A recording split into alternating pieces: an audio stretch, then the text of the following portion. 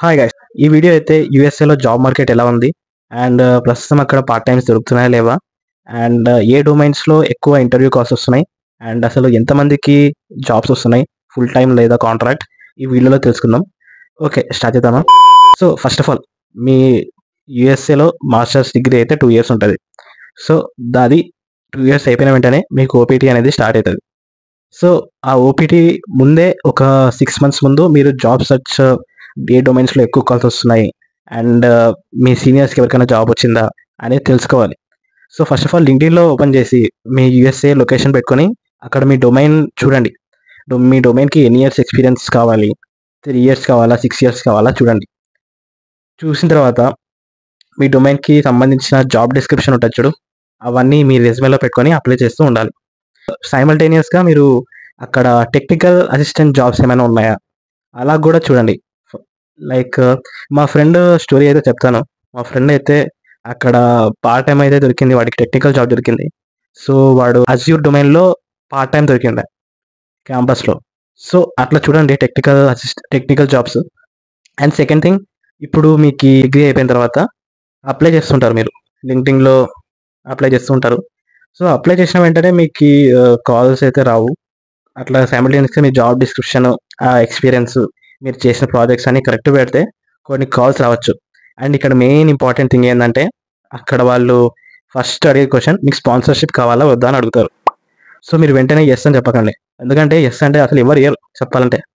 ఈ ఈ US market ఎట్లుందంటే అసలు స్పాన్సర్షిప్ ఇచ్చే పరిస్థితులు లేదు, H1B స్పాన్సర్షిప్. సో ఎవరైనా కాల్ చేసినప్పుడు స్పాన్సర్షిప్ అంటే నో అనే చెప్పాలి. నో అని చెప్తే మీకు కనీసం వాళ్ళు హెచ్ఆర్ ఇంకా కొన్ని క్వశ్చన్స్ అడుగుతారు. మీ ప్రాజెక్ట్ ఏంది, మీ జాబ్ డిస్క్రిప్షన్ ఏంది, వాళ్ళు కొన్ని క్వశ్చన్స్ అడిగిన తర్వాత అది ఓకే అయితే మీకు ఇంటర్వ్యూ షెడ్యూల్ అవుతుంది. సో అది ట్రిక్ చూడండి. అండ్ ఇంటర్వ్యూ షెడ్యూల్ అవుతుంది. సో ఇప్పుడు మెయిన్ పాయింట్ ఏంటంటే అసలు ఎన్ని ఇయర్స్ ఎక్స్పీరియన్స్ ఉండాలి యూఎస్ఏలో మాస్టర్స్ చేయడానికి, మీకు ఇండియాలో ఎన్ని ఇయర్స్ ఎక్స్పీరియన్స్ ఉండాలి, అది main question. So first of all it depends on your domain. ఇప్పుడు ఫుల్ స్టాక్ డెవలపర్ అనుకోండి, ఖచ్చితంగా మీకు 6 years ఎక్స్పీరియన్స్ ఉండాలి. ఎందుకంటే మీరు ఇండియాలో అయితే 3 years ఎక్స్పీరియన్స్ ఉండాలి. అండ్ కన్సల్టెన్సీ వాళ్ళు ఒక 3 years ఎక్స్ట్రా యాడ్ చేస్తారు మీ రెజ్యూమేలో, so that you can get calls. So full stack developer 6 years. And cloud engineer, data engineer, DevOps, ఇదైతే చాలా మంచి ఫీల్డ్. ఈ మూడు నేను చెప్పినవి దీనికి 3 years జెన్యున్ ఎక్స్పీరియన్స్ ఉంటే చాలు. 3 to 4 years genuine experience.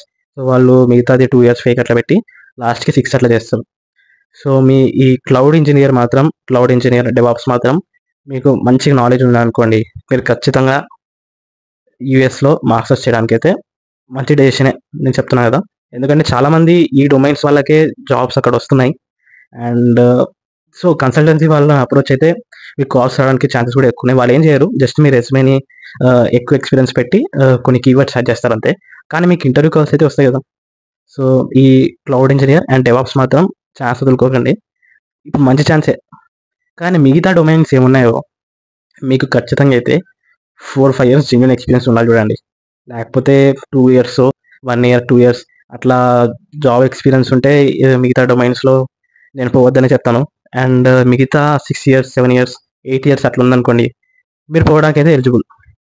So ఈ ఈ 2 డొమైన్లవే మంచిగా ఉన్నాయి. మిగతా full stack development and regarding testing కానివ్వండి, ఇట్లాంటివి ఏదైనా ఉంటే మీరు సీనియర్ లెవెల్ అయి ఉండాలి, లేకపోతే రావు, స్ట్రేట్ ఆన్సర్ రావు. సో కొందరు ఇట్లా కూడా ఆలోచిస్తారు, ఏఐ అండ్ మెషిన్ లెర్నింగ్ ఇప్పుడు ట్రెండ్లో ఉంది కదా, అది నేర్చుకొని పోయి అక్కడ జాబ్ కొడతాము, ఇంటర్వ్యూ షెడ్యూల్ అవుతాయి అంటే అది కూడా కుదరదు.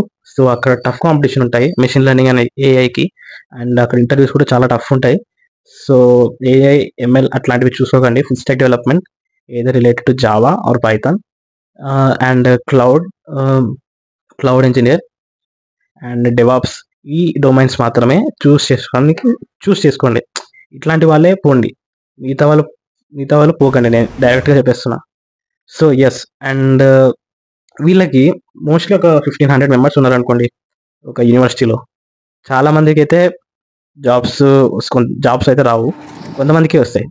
1,600లో ఒక 70 members అట్లా జాబ్ వచ్చేయడానికి ఛాన్స్ ఉన్నాయి. అండ్ మిగతా మెంబర్స్ అయితే వెయిట్ చేయాల్సిందే. సో కాంపిటీషన్ అట్లా ఉందన్నమాట అక్కడ. సో ఇది మీ డిసిజన్. సో అక్కడ కొంచెం నా వీడియో ఒక్కటే కాదు, అందరి వీడియోస్ చూడండి. సో అందరి వీడియోస్లో ఇదే చెప్తుంటారు, లైక్ కాంట్రాక్ట్ జాబ్స్ కానివ్వండి, ఫుల్ టైమ్ జాబ్స్ కానివ్వండి, ఏ జాబ్స్కైనా మీకు ఎక్స్పీరియన్స్ కావాలి. అండ్ మీరు ఆ, దాని ప్రాజెక్ట్ అయితే మంచిగా చెప్పగలగాలి. అండ్ ఇక్కడ ఇండియాలో 2 రౌండ్స్ అట్లుంటాయి. కానీ అక్కడ యూఎస్‌లో మాత్రం 4 రౌండ్స్ అట్లా పెడతారు. మనకి లాస్ట్‌లో ఉంటది కదా! ఇట్లా ఎంత పే కావాలి ఇట్లా, అది ఫస్ట్ రౌండే ఉంటది యూఎస్‌లో. సో, అది రివర్స్ ఉంటది. అండ్ నెక్స్ట్ అయితే 2 టెక్నికల్ రౌండ్స్ ఉంటాయి. సో, ఈ టెక్నికల్ రౌండ్స్‌ని క్రాక్ చేయాలంటే మీకి ఆహ్, ఆన్సర్స్ అయితే కొంచెం లెంగ్తీగా చెప్పడానికి ట్రై చేయండి ఎప్పుడైనా. సో, వన్ వర్డ్ ఆన్సర్స్ అయితే ఇయ్యకండి. అండ్ నెక్స్ట్ థింగ్ ఏందంటే మీరు కొంచెం పేషెన్స్ అయితే ఉండాలి. కొంచెం భయం ఉంటది మీకి. మాస్టర్స్ అయిపోయిన తర్వాత 90 డేస్ అనే ఒక పీరియడ్ ఉంటది చూడు. అది కొంచెం భయం ఉంటది. సో, ట్రై చేయండి. మిగతా డొమైన్స్ అయితే పోకండి. డైరెక్ట్‌గా చెప్పేస్తున్నా. సాఫ్ట్‌వేర్ ఇండస్ట్రీలో. అండ్ మిగతా బ్రాంచెస్ అయితే నాకు పెద్దగా తెలీదు. సాఫ్ట్‌వేర్ ఇండస్ట్రీలో అయితే క్లౌడ్ ఇంజినీర్, డెవాప్స్ ఉంటే మాత్రం మీకు గుడ్ ఛాన్స్ ఉంది అక్కడ జాబ్ తెచ్చుకోవడానికి. అండ్ మిగతా డొమైన్స్ అయితే 6-7 ఇయర్స్ ఎక్స్‌పీరియన్స్ ఉండాలి. ఈ 2 డొమైన్ మాత్రం 3-4 ఇయర్స్ ఎక్స్‌పీరియన్స్ ఉన్నా ఓకే. సో, ఇట్లా ఉంది పరిస్థితి అక్కడ. మీ ఇష్టం. మీరు రిస్క్ చేసుకొని పోతారో 30-40 లాక్స్, లేకపోతే ఇండియాలోనే జాబ్ చేస్తారో మీ ఇష్టం. ఇంతే. ఓకే. బై.